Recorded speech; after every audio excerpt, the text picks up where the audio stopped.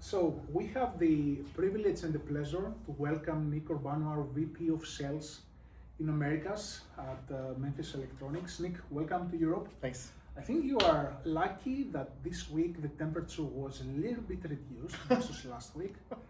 But the temperature of weather has reduced, but the temperature on memories, I guess, are increasing. Yeah, I think so. I think what you're referring to was last week, the epic heat waves here. So I missed it by just a few days coming in. So yeah, grateful for that.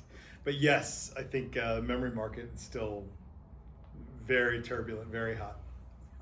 Absolutely. Yeah. And I mean, we see certain KPIs, we follow certain KPIs. I think that you do the same, especially regarding the investment for AI, etc. That literally it seems that there is no stop at the moment. So we do expect almost $650 billion investment this year, and it could go to $1 trillion by 2028. Okay.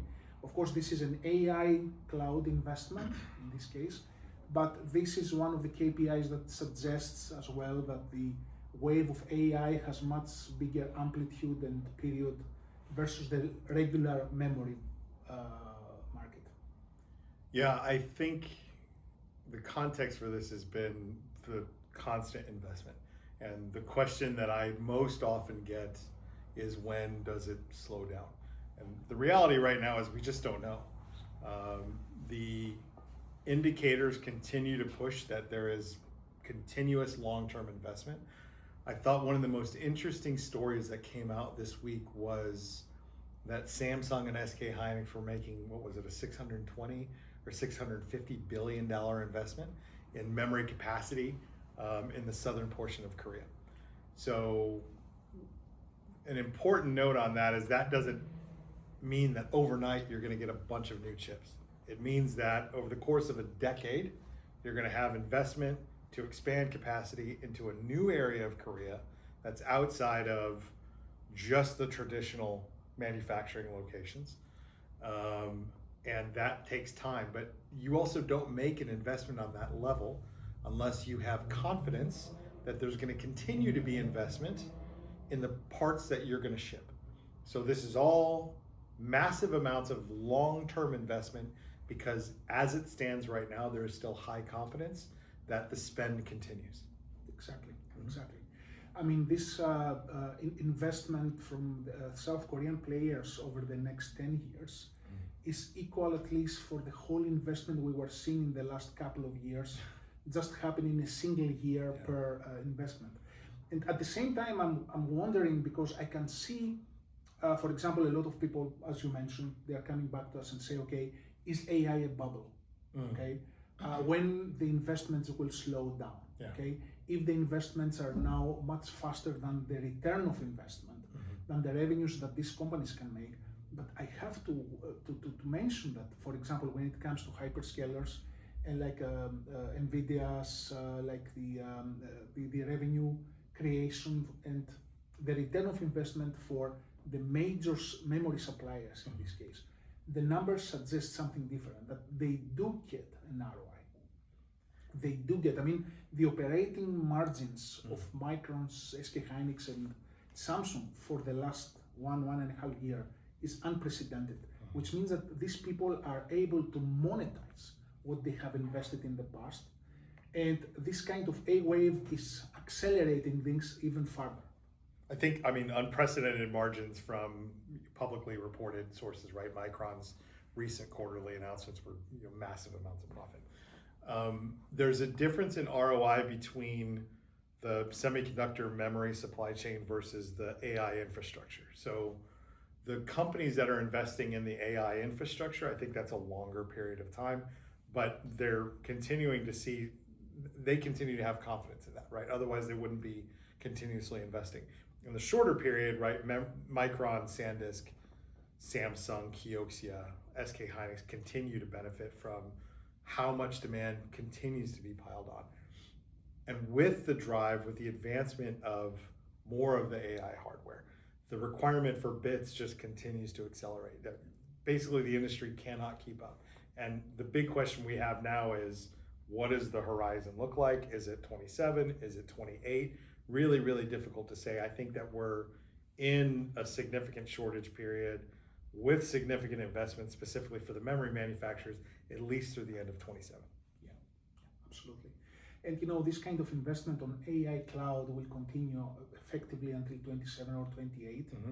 But then we do expect, because now the money really flows towards the US and South Korean or Asia Pacific, let's say, regions, less in Europe, but we do hope that from 2028, and when the AI intelligence will leave the cloud and they will go to the physical AI, to the physical devices, edge devices, etc., then Europe could play a little bit of a role. This is what we hope, especially in the realms of smart factories, smart metering, edge AI devices, smart devices, and all these kind of applications that could make EU a protagonist in this kind of the second wave of AI investment. Yeah, so this is, I think, one of the most creative areas for where we are going to see growth. I think the growth is inevitable. One, the killer apps have not yet been invented, but they're coming. They're out there, right? Somebody has already started work on them. And once that hits, then that drives a lot of edge AI. Two, you're already seeing designs that have to accelerate to more modern memory technologies. So typically for Memphis and generally in the European market, it's been mostly industrial. It's been a lot of legacy, embedded. That memory technology is usually behind the bleeding edge. So if the bleeding edge is DDR5 and LPD5, then the previous generation of DDR4 and LPD4 are just being adopted, like in edge applications, right? Industrial applications, embedded applications.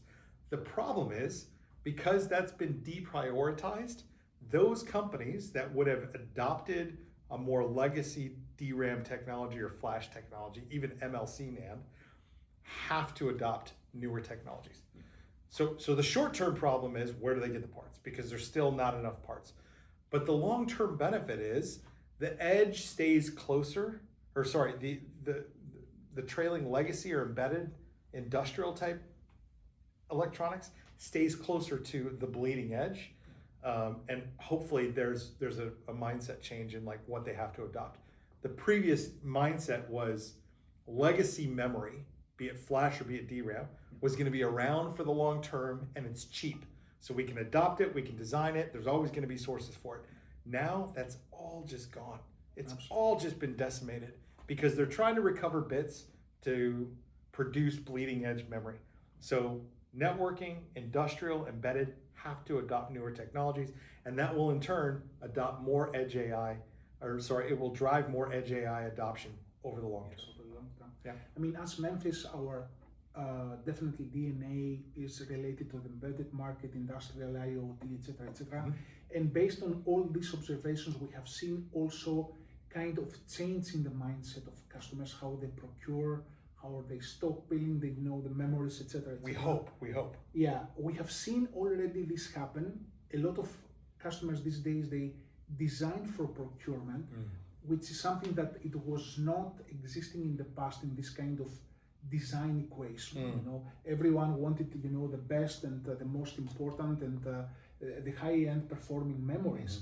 But now a lot of designers, they have to rethink, they have to go to their board and say, okay, what about if I cannot get my LPDDR4 or high density or low density MMC? What's going to happen? Do I have alternatives?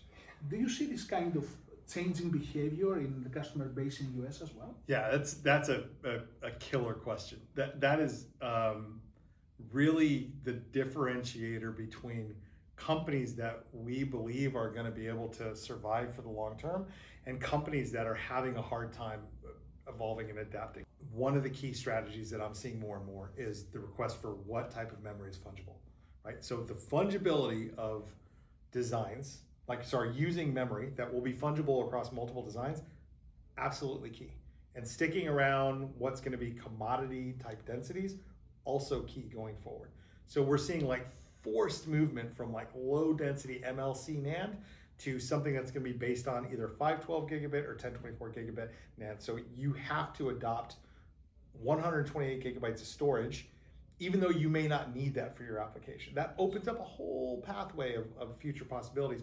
And it's hard for the engineering teams that, again, have designed around legacy to adapt to this new mindset. So a lot of the conversations that I'm having or that our team are having, and that we were talking about this week with the sales team here, was to work hard to help the customers understand why they need to change, why they need to adapt their mindset. Because if they don't, they will not survive. Absolutely, absolutely. We are seeing the same thing, and we are trying to engage engineer to engineer, salesperson with salesperson, and we would like to propagate this kind of message in the new reality across the board of different applications and different customer base. I have to say that we still have customers that they are in denial phase. They think that something miraculous could happen in the next 1 or 2 months. More supply will be generated, or the prices will start being collapsing, etc. But all the indicators are moving towards the direction that this is not going to happen anytime soon. And despite the fact that we believe that the memory market will somehow correct or normalize itself in the next 3 or 4 years, again, we need to define what we mean by normalization. Normalized price levels will not anymore brought down to the levels we were seeing in 22 or 23. Scarcity, products that they are legacy, and advanced technology products that they require more advanced semiconductor equipments to build those. They will add to the expensiveness equation. Correct. So I don't think that there are going to be any short-term price relief, despite the fact that we may see additional capacity being added in the legacy, not so much in the legacy, but mostly in the most advanced technologies. Yeah, so a lot of, also, again, a lot of good points there. So let's maybe talk about, starting from the bend, capacity increase. So while there is planned capacity increase in wafer starts per month between now and the end of 2000 into 2028, the demand for the bits at the high end continues to grow. So if you have a 64 gigabyte RDIMM DDR5 as a standard commodity capacity for hyperscalers, more and more of the new platforms are driving 96 gigabyte and above. So once you standardize around 128 gigabytes, right, you've doubled your demand. You've doubled your demand on bits from today.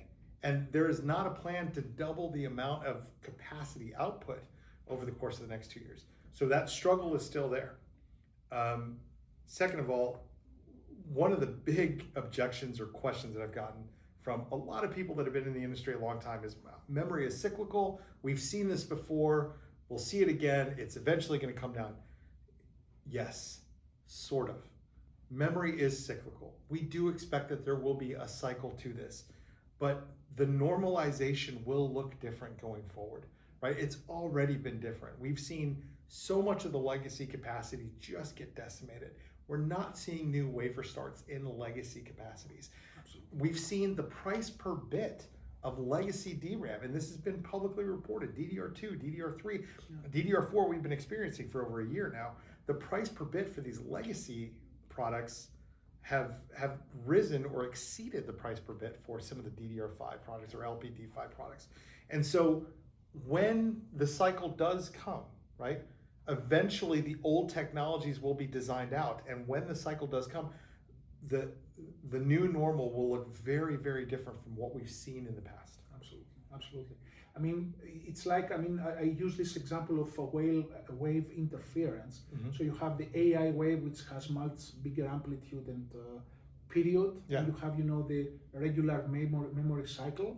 But when you combine these two waves, you could have, again, the big AI with some ripples coming from memory. But when the AI investment will start being normalizing after, let's say, 2028, there is nothing could resemble back, let's say, 5 years ago, what happened to the memory market. Right. Yeah. And I mean, Nick, one last point on that, right? The difference between now and the future and 5 years ago was 5 years ago has 4 or 5 different DRAM technologies active, right? Everything from SDR all the way to DDR4. Like, so, and a lot of wafer starts on all of that. But because those wafer starts have been cut, like, I think in the future, we've really only got like 2 memory technologies, 2 DRAM technologies active, right? DDR4 and DDR5, those base products, right? LPD4, LPD5, through the early 2030s. And we don't see any uplift on the legacy because now they're being forced to design in everything new. So there's a specific reason as to why. It's not just a bunch of fluff, right? And to be fair, we're also very, very concerned about the cycle. We are always like looking for indicators of, man, where does this stop? And right now we just haven't seen any in the short term. Sometimes it's a bit baffling. I'm like, wow, but absolutely. Yeah, it still continues to come. This kind of a superposition of 2 different waves has also resulted a kind of bifurcation between suppliers. Mm-hmm. Some suppliers focusing, for example, on legacy products. Some others are focusing on more profitable and more cutting edge on technology. Yeah. We see a bifurcation on the price regime. We see a bifurcation of applications and customer base struggling for supply. Mm-hmm. I think this bifurcation will only intensify from now on. I just wanted you to see your opinion, how you see in your territory the bifurcation, especially the fabless companies which are coming now. And there is a paradox over there. So a lot of people are, they try to design in, they try to expand qualification with fabless companies or tier 2 suppliers, etc., etc.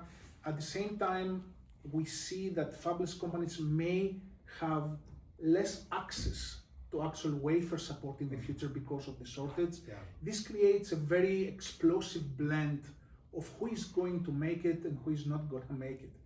Yeah. How do you see this moving forward? Yeah. How this will evolve? Our number one risk that we continue to identify internally going forward is supportability. Supportability of access to wafers, supportability of access to product, and that's from all suppliers. We hear constantly about the long-term commitments that major companies that have massive amounts of capital to commit, right, are doing to reserve or making to reserve their capacity. So that leaves less and less for everybody else. So supportability in the future, massive risk. At the same time, all these customers are really struggling to find support for everything they need. So they've opened opportunities to consider new suppliers that they hadn't done before, or that they hadn't made before. So it's a bit of a double-edged sword, right? It's a really great opportunity to have conversations with customers for all applications, all sizes, to introduce them to new brands, right? Which for Memphis, that's part of our core business, is taking an objective approach to how we recommend support for our customers. But the flip side of it is, if those brands don't have supportability, then they're not great long-term partners. And so companies need to balance what they can get in the short term versus what is going to be around for the long term and what's going to be an ROI on their engineering requests now. So one of the things that we've seen from customers is the request of guaranteed support for at least the medium term. If we are going to consider qualifying a new vendor, then in order to devote engineering resources, because there's a cost, in order to devote engineering resources, they need to have high confidence in that supportability. So that solution needs to be a very comprehensive approach to make sure that not only we as a supplier have that supportability and can assure our customers of that, but that the customers have done their due diligence to make sure that the newer suppliers, the suppliers that are fabless, are going to be around for the long term. Absolutely, and stability is one of the it's of paramount importance when it comes to long-term strategic implementation of the product strategy, of the go-to-market approach, etc., etc. So what we would like to propagate as a message basically is that, of course, everybody's looking for a short-term solution, short-term relief, but it's better sometimes to have a short-term pain to have a longer-term gain at the end of it. So a lot of things regarding the procurement mentality and everything should gradually change towards this direction. So, I mean, definitely we are hearing now because, I mean, Q2 is over. Now we are entering into Q3, and we have seen again a new wave of price increases in Q3 already. And I have to say, it defies my own expectation, which were a little bit more, let's say, because of the seasonality, summer vacations, and this kind of disconnect between the market and the demand.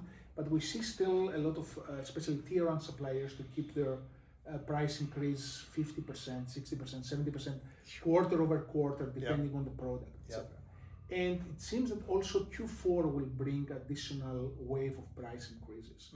And the question is, do we see any demand fluctuation or demand damage for certain applications moving forward that could eventually give the signal to the guys that, okay, the price increase or the premium price that some other applications need to pay versus the HBMs and the hyperscalers and the AI boom should be different?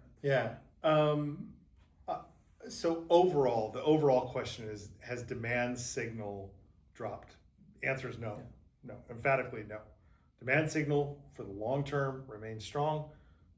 Too much demand, not enough bits, period. We have seen, and we've talked about this, we've started talking about this, we have seen some elasticity, and there's varying levels of that elasticity, right? So low elasticity products, hyperscalers, AI investment, they will pay, they need to pay to continue to ship product, right? High elasticity consumer products, a lot of those have been cut. I think a couple examples, right? We've seen some push-outs from major consumer manufacturers that are pushing out marquee products, and I think that's a capacity issue or a pricing issue. We saw in the past week Apple say that we are going to raise prices. They have to raise prices because, and that's for them to just come out and say we're gonna raise prices across the board on a lot of products. That's PC market seems to softening as well. We do expect like 12 to 15% year-over-year reduction in the set numbers. I think it's a little more than that though, Nick. I mean, I think PC market is barely going to touch 250 million units this year. I think, right? And if that's the case, that's lower than pre-COVID, right? Because I think height of COVID we were at 300 million, PC shipments per year. I think the bigger story is mobile, right? Mobile at Mobile World Conference was forecasting 12 to 15% year-over-year drop. Biggest year-over-year drop in mobile ever. And I think it's going to end up being more than that because the price of the storage and the price of the DRAM has become too high. So certainly there is some demand destruction, but even if you have that demand destruction, then it's sucked up by demand at the high end. That is the least elastic. The really interesting story is that band in the middle, the elasticity in the middle, which tends to be where we service, right? Networking, industrial, embedded. I've seen a lot more companies try to be creative about how they're going to ship product, right? They're going to either change what they're designing around. I've seen some of them adopt new speeds, sometimes older. I've seen them cut some of their DRAM requirements. Like instead of using 2 chips on a board, they'll use 1 and they're okay with it. They retest their systems to make sure they can still ship within their advertised parameters. So these types of examples of this creativity is contributing to that sort of middle tier of elasticity that also enables companies to ship product in a really constrained market. Yeah, absolutely. So Nick, I mean, from sales perspective, what would be a couple of advices that you would like to propagate across your customer base for different applications? How they should behave, what have to change, for example, their mindset, if they would like to see still being successful in the future?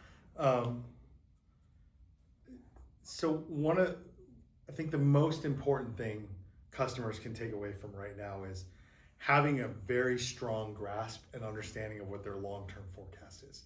The requirement we're seeing from vendors is accountability for forecasts that are at least 3 years and most likely 5 years out. The more centralized your supply chain or purchasing is, the easier it is for you to tell that demand story to a supplier, so a supplier can evaluate if that's going to fit with them strategically. They may not have short-term supply now, but they may have a longer-term supply coming on second half of 27, first half of 28. And if they see that you are going to ramp on a technology that aligns with their roadmap, in the 28 timeframe, and you have a good understanding of what that long-term demand is, that positions you better with those customers. And that also may help with shorter-term support, like no promises there, but understanding what the long-term demand is going to be is really, really critical. And at the same time, from supplier viewpoint, Yeah. I would say that suppliers nowadays, of course, they are choosing customers, not the other way around, and they do value, disciplined, linear, and strategic forecasts moving forward. They don't do this on-off, spikes of demand, and then in the next year almost nothing. Yeah. This is what we are hearing from the suppliers. They would like to have at least 1 or 2 years visibility, but no over forecasting, because this damages as well and pushes even significantly, the prices up all the time. Correct. So they need to understand this kind of value. Yeah, I think sometimes there's a misconception. The suppliers do want to help. Like, we do want to help. If a customer over forecasts and they do not take the allocation that they're given, that hurts them in the coming quarters, because then the suppliers do not believe that forecast is reliable or accurate. So be prepared, if you're offered allocation, that you have to find a way to accept that, which means only forecast what's your highest confidence demand. Absolutely. So I think we have covered quite a lot, Nick. Thanks a lot for your inputs. I think we all have our challenges, but Memphis is here, to invigorate customers, to give educated directions for future supply, resilience, etc., etc. So I think it was a very productive week. Thanks a lot for flying all over from the US. It was always a pleasure and privilege to have you here. Thanks, Nick. I appreciate it. And we hope that we continue the good job we do at Memphis Electronics. Memphis Electronics, your partner for memory.